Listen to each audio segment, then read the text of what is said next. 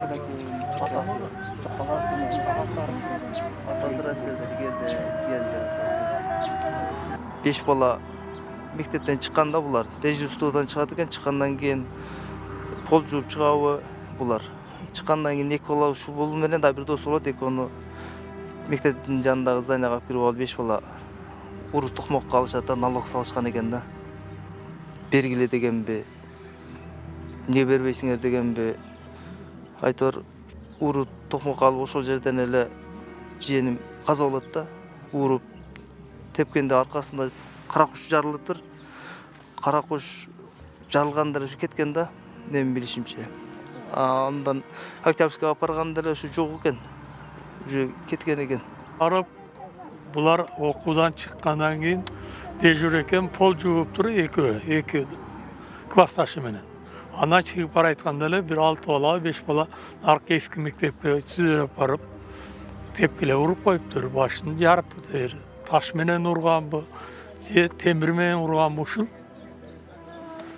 эмес. Саат кече 1-2.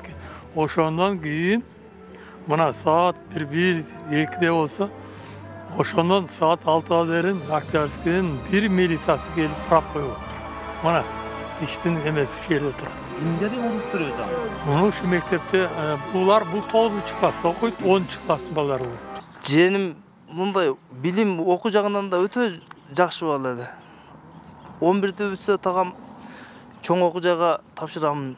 Келечекте ушу Кыргыздын жаран болуп, ушу Кыргыздын желегин көтөргөн бир жакшы жерде иштеймин, жакшы окуймун, тага келечекте чоң окуу жайга тапшырамын. Жакшы ийгиликтерге жетишем деген жигит эле да. Алдыда үмүттөрү көп эле. Мына кетип калды. Ата-энеси багы 15 жылдан бери